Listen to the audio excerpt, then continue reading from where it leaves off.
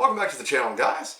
Today I'm going to be going over a topic that I've been asked about multiple times. Is it better to purchase from a breeder as opposed to a big chain pet store? Well, I'm going to go over the pros and cons of each in this video. Alright, let's go ahead and get started. In my collection I have a variety of ways that I've procured these ball pythons. This is Mr. Slither's. He came from a big chain pet store. I believe he came from PetSmart. We liked his design. We were in the PetSmart and just happened to see him, and my wife really liked him. He was very small. He was a hatchling. He was probably 2 months old when we got him, and he is a male. I did pop him and make sure. He's a great snake. The only downside is you really don't know anything about him. You don't know if he could be hit anything. You don't know anything, literally. You know nothing about the snake. You don't even know his birthday. So we can't really buy him a rat and put a candle on it. But all jokes aside, that's one of the downsides of buying from a big chain pet store is you really don't have any information on the animal that you're buying other than what they tell you, and a lot of times they don't know what they're talking about, unfortunately. You don't know if he could be a yellow belly. The reptile that you're getting could be a yellow belly, it could be het albino, it could be anything, and you would have no idea because they are geared toward the pet trade, and in that world you really don't need to know all that information, unfortunately. But yeah, that's one of the downsides, is you have no history on the snake at all. This is Summer. She is a yellow belly that we got from a private individual who did purchase from a breeder. She was more of a rescue. A lady was getting rid of her along with 2 others, and she is a yellow belly, as you can see. She's holding on with the belly here. See the light pattern and the yellowish color and the fadings on the side there. And she is a female. I did pop her as well. So we know a little bit of the history. We know that she is right around almost about a year old, about a year and a half maybe. The lady that I got her from wasn't exactly sure, so we know a little bit of information, but not very much. About the same information that you would get from a pet store. She was not the breeder, and she really didn't have that information. So again, even buying from a private individual, unless you know the information, there really isn't any. Unless she kept records, which she didn't, and there's really no information there. So again, it's the same situation. This is Zeke once again. He was in the last video.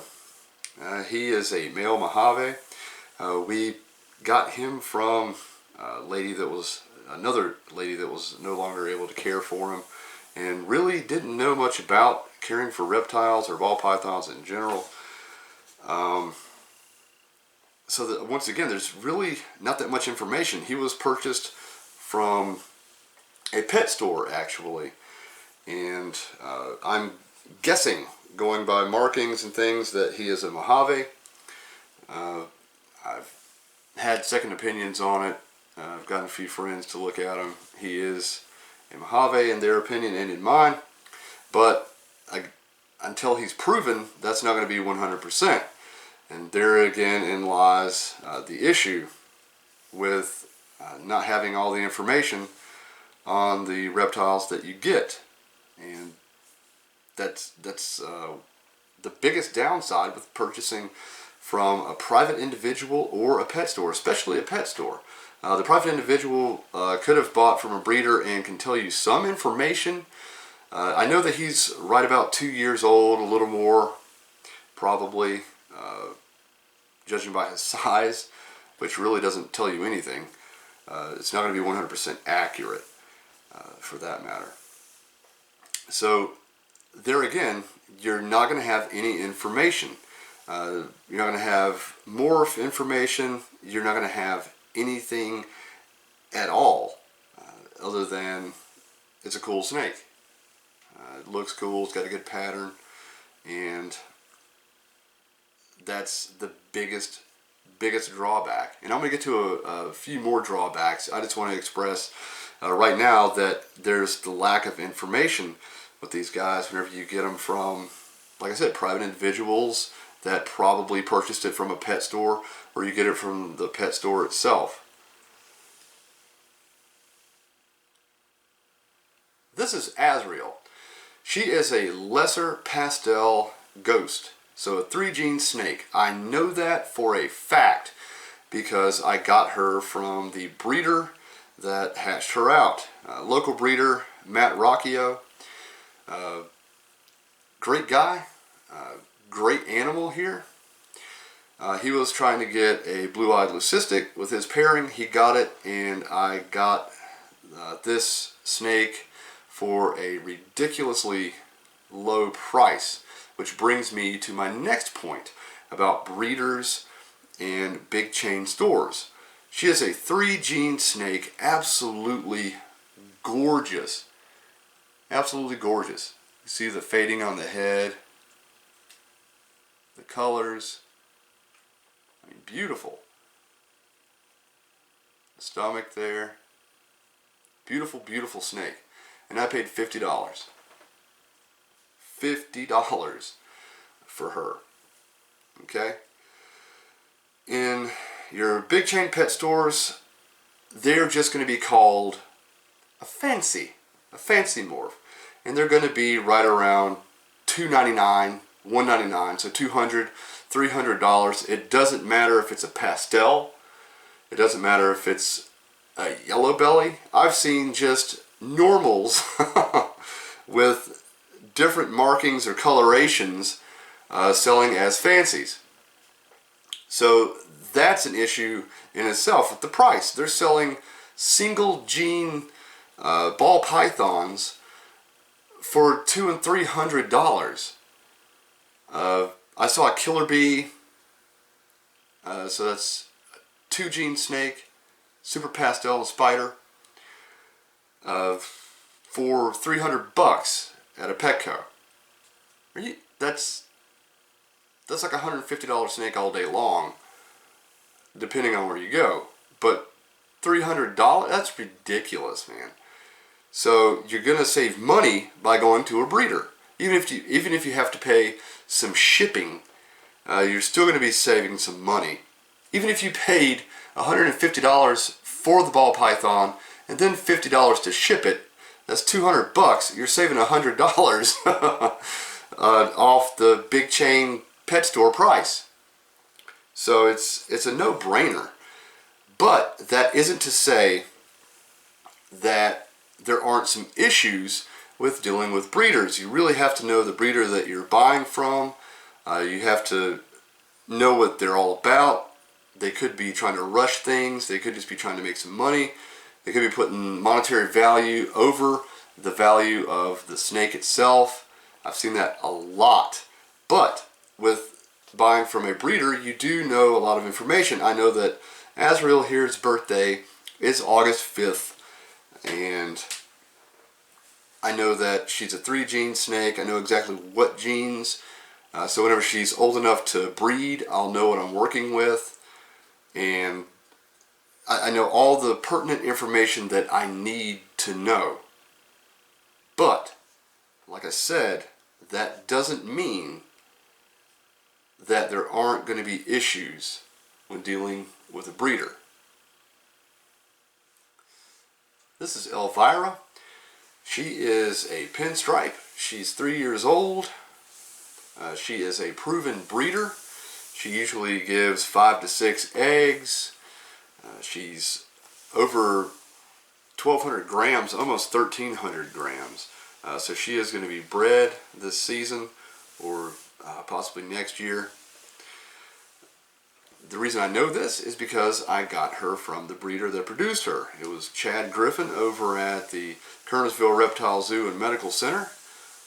Did a collab with him before. And she is a wonderful, wonderful snake. Although she can be kind of hissy at times. Today she's doing a little better. It took her a little while to get unballed. She's very explorative. Very curious. She's a great snake. And again, I know all the information I need to know about her. That is one of the biggest pluses of dealing with a breeder. But, again, that does not mean that there aren't there aren't any issues when it comes to purchasing from a breeder. Because there can be, as I'm going to show you here in just a moment.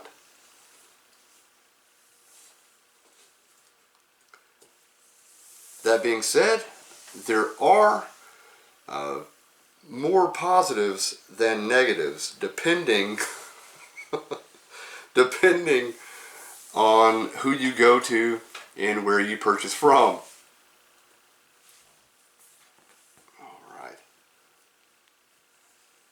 She is just absolutely gorgeous. And strong.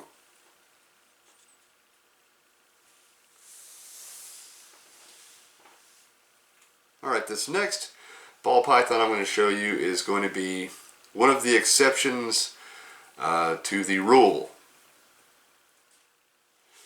This is Sookie. She is a baby pinstripe. I did get her from a breeder, and he apparently had the temperatures too high. That is the assumption that I'm going to make because she does have a couple of kinks here on the neck, and she has a little bit of a duck bill and kind of a shortened snout there. And we have been battling a respiratory infection. It was a lot worse. It's down to just a little clicks here and there. So it is getting better, and we're getting on top of that. Another issue with her, she was not ready to be sold. I would have never sold her in the condition that she was in without notifying the buyer first. Not only with the kinks, which really aren't an issue. I did pay $60 for her, but she was not eating on her own. I had to assist feed. It's so important for these guys to eat every 3 to 5 days to get their growth up so they can get their size and their length. Sometimes you may have to assist feed, and it's not as bad as it sounds. It's actually fairly simple. You just hold the baby here, right behind the head, and you take your prey item and you just kind of put it beak to beak. And she is not going to like it, but she will open. You just push in a little bit and kind of turn and twist, and it looks worse than it is. She will open her mouth in just a second.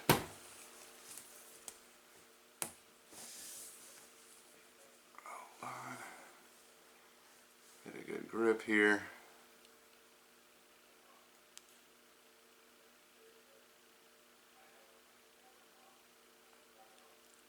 There you go. And once you get it in, usually they'll wrap it up on their own, just like that. You may have to push it back further in the mouth. She's very easy with it, but if you work it, the nose of the prey item right at the lip, right where the tongue comes out, they will open their mouth and accept the prey. And as you can see, she wrapped it up without any issues. And she should go ahead and take it. And as you can see, she is already starting to eat it. It doesn't take long once they wrap it up. They'll keep it wrapped up for just a moment and they'll start taking it in. It's going to take her just a little bit and she should have it finished. As you can see in that clip there, it doesn't take a whole lot to get them to eat if they don't want to, help them get started. It's very important at this age and younger that they eat every 3 to 5 days just to help them grow. It's very, very important at that stage, just because their metabolism is just a little bit higher and they're growing a little bit faster. As they get older, their needs will change and their eating habits can change accordingly. So she really wasn't ready to be sold, and that's some of the issues you can come across whenever you're dealing with some breeders that are in it for the money and really don't care about the reptile itself. And that's the biggest issue, is not caring for the animal itself. I'm not sure if you can hear it. I'll get her closer.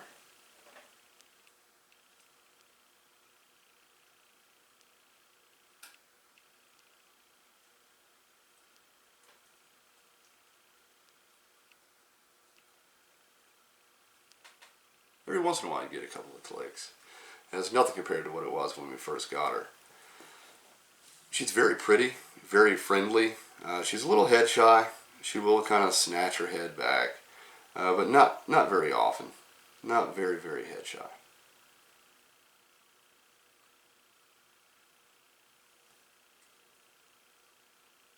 She gets held plenty.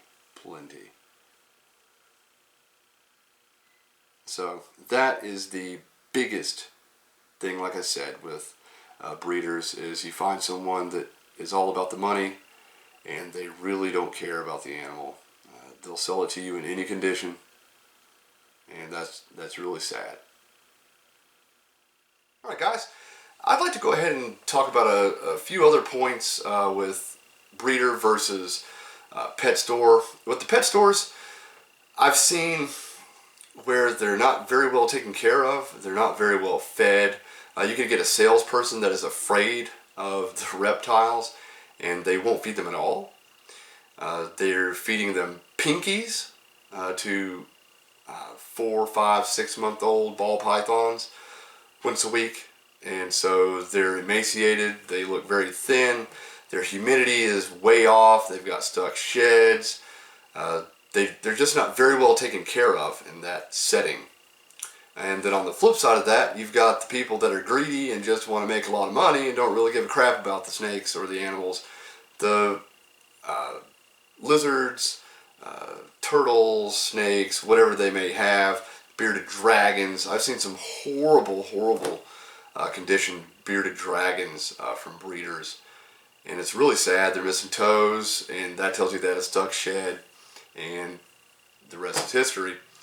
And it's just a really bad situation that we have those kinds of breeders that are pretty much like puppy mills. They're just trying to make the money and don't really care about the animals, and they'll sell them sick, and then either won't give a replacement or they'll replace it with another sick animal. But I believe, and in my personal experience, that it's less on the breeder's side. You just have to do your due diligence and make sure that they can be trusted and they're a trusted breeder and they have a good reputation. The baby pinstripe that I got was actually a Craigslist ad. That was my mistake. My wife wanted a pinstripe, so I found that one for her.